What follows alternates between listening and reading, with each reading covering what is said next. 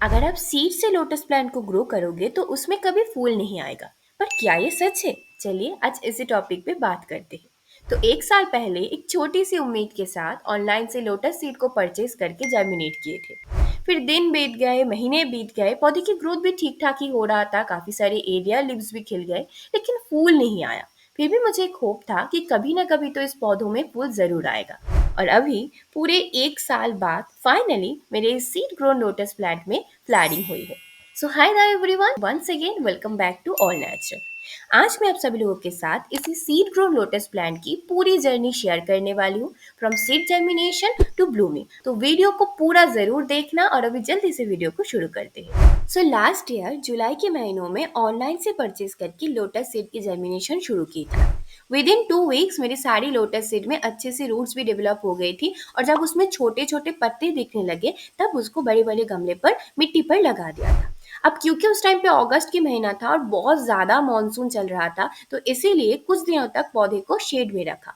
जब पौधा अच्छे से मिट्टी के साथ सेट हो गई, नई नई ग्रोथ दिखने लगी और ज्यादा, तब मैं उसको एकदम खुली छत में रखी। वहां पे उसको फुल सनलाइट और बारिश भी डायरेक्ट मिलता था। सितंबर तक मेरा प्लांट फुल फ्लोटिंग लीव्स से भर गई थी, और सितंबर की एंड में जब एरियल लीव्स ग्रो होने लगे तब मैं अपनी पहला लोटस अपडेट यूट्यूब पर शेयर की थी। जब एरियल लीव्स आए तब मैं पहली बार लोटस में थोड़ा सा एनपीके फर्टिलाइजर दिया। उससे पहले मैं और कोई फर्टिलाइजर नहीं देता था। सॉइल में लगाते टाइम जितनी भी सारे खाद डाली थी उसी से अच्छे से पौधा ग्रो हो रही थी। अक्टूबर में ग्रोथ बहुत ज्यादा तेजी से बढ़ गई थी, काफी सारे एरिया लीव्स भी थी और फुल ऑफ फ्लोटिंग लीव्स से भरी पड़ी थी। फिर आया नवंबर। जैसे ही नवंबर की महीना आया, धीरे धीरे टेम्परेचर गिरने लगा क्योंकि सर्दियां शुरू होने वाली थी, और मेरी सारी लोटस प्लांट की जितनी भी सारी ग्रोथ थी वो पूरी तरह से खत्म होने लगी। नवंबर से लेकर जनवरी तक उसमें कोई भी नया ग्रोथ नहीं था, और ये बहुत ही नेचुरल है क्योंकि डोरमेंसी में पौधा ऐसे ही चला जाता है। और उस टाइम पे मैंने ना ही कोई फर्टिलाइजर ऐड किया और ना ही कुछ और करने की कोशिश की, सिर्फ प्रॉपर क्लीनिंग रखा ताकि एल्गी ग्रोथ ज्यादा ना हो जाए। वैसे डोरमेंसी के ऊपर एक फुल वीडियो ऑलरेडी चैनल पर अपलोडेड है, आप वहाँ पे जाकर उस वीडियो को एक बार जरूर देखना। फिर इस तरीके से फरवरी तक चला, और फरवरी की एंड में धीरे धीरे जब स्प्रिंग आने लगा, थोड़ा सा टेम्परेचर बढ़ने लगा, तो थोड़ा थोड़ा करके पौधों में नई ग्रोथ आने लगी। कभी गर्मियां आने वाली थी तो पौधे अच्छे से ग्रो होने वाली थी, तो इसीलिए थोड़ा सा और फर्टिलाइजर का ऐड किया। फिर मार्च में धीरे धीरे पौधा बढ़ने लगी, मई तक पूरी तरह से नई फ्लोटिंग लीव्स में भर गई थी, और एकदम जून की शुरुआत में आते आते इस बार जो एरियल लिव्स आई वो बहुत बड़ी और लार्ज साइज में आई, और इतना कुछ हो गया, पौधा इतनी अच्छे से ग्रो हो रही थी, मैं प्रॉपर उसको फर्टिलाइजर भी करती थी हर महीने में एक बार। फिर भी मुझे कोई भी फूल नहीं मिला। तो ऐसे ही करते करते फाइनली 17 जून को, ये मेरे गैलरी के स्क्रीनशॉट देखो, मैं जब सुबह को मेरे पौधे को चेक करने गई तभी मुझे देखा एक नया फ्लावर बड। मैं बहुत खुश थी क्योंकि पूरा 1 साल के इंतजार के बाद फाइनली एक नया लोटस लीव आई थी, जब मैं ऑलमोस्ट होप छोड़ ही दिया था कि इस लोटस पौधे से अब मुझे कोई फ्लावरिंग मिलेगा भी या नहीं। बट माई बैड लक, इस साल मानसून कुछ जल्दी ही ज्यादा आ गई, मतलब जून से ही हेवी रेनफॉल शुरू होने लगी, तो इसलिए सडन टेम्परेचर फॉल और फिर सनलाइट की भी बहुत कमी की वजह से जो पहला बड आई थी वो पूरी तरह से सड़ गई।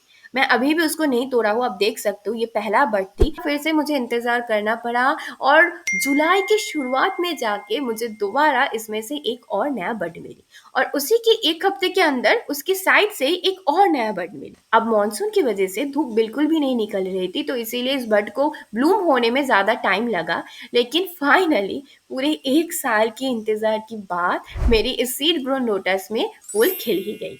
तो यही थी मेरी लोटस प्लांट की फुल जर्नी। अगर आप में इतना पेशेंस है तो आप जरूर सीड से लोटस को ग्रो कीजिए, लेकिन आपको 1 से 2 साल इंतजार करना पड़ेगा पहला फ्लावरिंग पाने के लिए।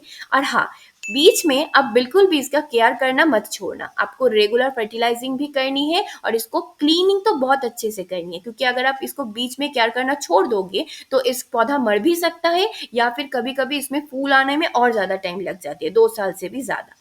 लेकिन आपके पास इतना पेशेंस नहीं है तो आप ट्यूबर या फिर रनर से ग्रो कीजिए। मैं इस रनर को 1 महीने पहले लगाया था, और 1 महीने के अंदर आप देख सकते हो इसमें ऑलमोस्ट 6 फ्लावर बर्ड आ चुकी है। हाँ, अभी फूल का साइज छोटा है क्योंकि पौधा अभी यंग है ना, तो इसमें इसको जब थोड़ा सा और बड़ा हो जाएगा तो इसमें थोड़ा सा और बड़ी साइज की फ्लावर आएगी। अब लास्ट में ये चीज बहुत अच्छे से नोट कर लो, अगर आप सीड से लोटस को ग्रो कर रहे हो तो अच्छी क्वालिटी की सीड्स ही खरीदना। मैं फ्लिपकार्ट से परचेज की थी, जो मोस्ट रिव्यूड प्रोडक्ट था वही ली थी।